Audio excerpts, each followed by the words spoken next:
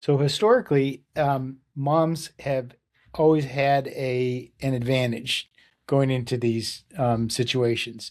Is that still true to some degree? I believe it is. I think the statute is fair. I think the application of the statute is not always. And when I was a young attorney, 22 years ago, mothers would win sole custody like 99% of the time.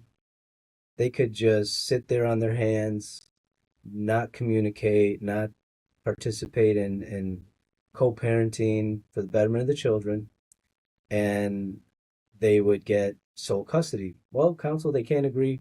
Clearly, they can't communicate. They can't agree, so we're going to give sole custody to mom.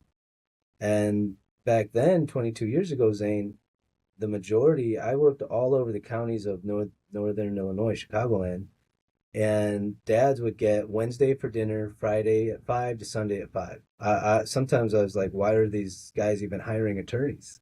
Like if that's the way it's going to be. And so it has changed. It has changed, but there are still some segment of the legal population that has a gender bias, and I believe that exists. I've seen it. I've seen it in play as recently as a couple years ago, and I'm also a guardian ad litem, Zane, and so I'm appointed in Kane County where mom and dad have real heavy argument, bitter battles on custody disputes or moving to Texas or whatever. And the way I like to do it, I like to be kid-centric. That goes back to wanting the best for these children over and my history as a child, um, of underprivileged is what I would say. And, I probably given dad's residency a third of the time, mom's residency a third of the time, and 50-50 parenting a third of the time. So within, Illinois statutes, you have to look at 2 years of what these parties have been doing before the filing of the action. And so, if these parties have been separated for a period, I look at that and I weigh that very heavily. If it's not broken, don't fix it. I've heard some judges say that verbatim. And so, if this is what they were able to do, but then I've seen some moms very, I would say, confident, maybe overconfident, that they can just tell me that they want, we were doing 50-50 when we split up, but now I want 75 and the dad can get 25%.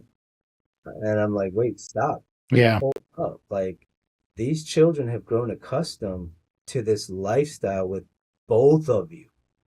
They love you, they love him. Why should I change that? Just because you want it? Give me a reason.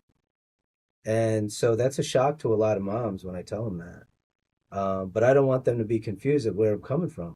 When I was a young attorney, the some of the guardian ad litems would sort of play hide the ball, and you'd only find out what they're thinking when you're in front of the judge, and you don't really have time to react with your client when they do it that way. I want to be the change I want to see in the legal community. I tell these attorneys this is what I'm And thinking. what would that be? I tell the attorneys this is what I'm thinking. Your mom client is not going to get 75% of the time. I'm not seeing it that way. They were doing 50-50 before they filed for 30 months.